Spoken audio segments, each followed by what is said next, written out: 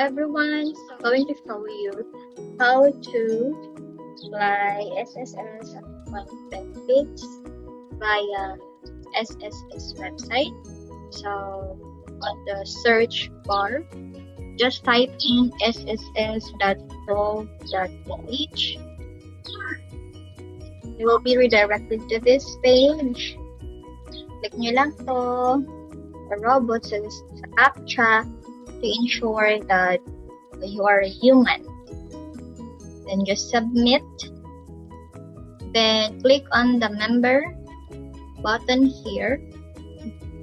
So log in ka lang using your user ID and password. And then go to e-services and apply for unemployment benefit.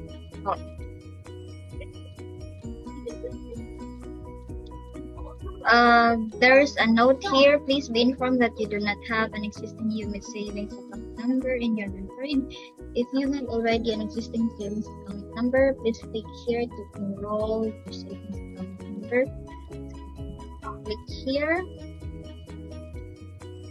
So, select nyo lang kung ano yung gusto nyo account number na gusto nyo pag-sendan ng magiging kung saan mapupunta yung cash benefit na yun.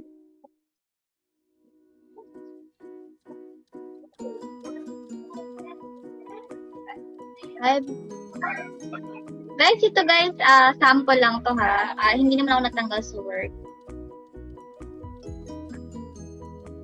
I have provided information. I-agree nyo lang and then enroll bank account. Click OK. Okay, so take note nyo daw yung transaction number. Screenshot nyo lang guys para meron kayong babalikan sa susunod na pag naano na. Okay. Okay, so once meron ka na, so go back to unemployment benefit.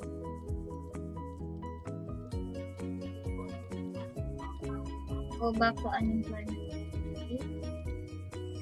And then, ayan, meron na akong may office na ako, may details dito. And then, required field. So, ito guys, fill upan nyo lang to. Yan, choose bank details, then employment category, covered employee, fine worker ka or racers jockey. So, dito lang naman tayo mag-apply dito. Date of separation, so kung kailan kayo na wala.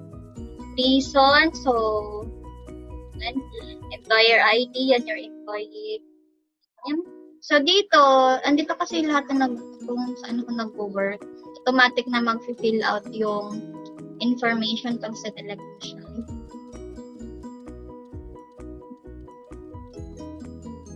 And then click proceed. And then please be informed that estimated account is 16,000. Would you like to proceed with your application for unemployment benefits?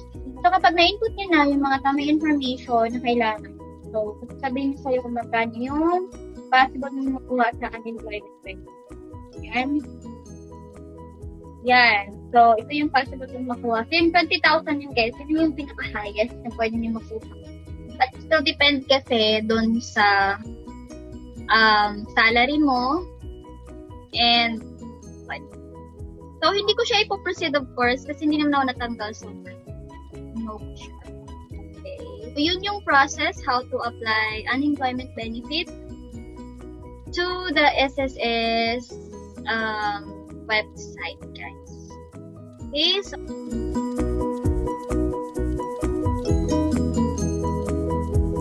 patulong ito sa inyo. Bye! Thank you!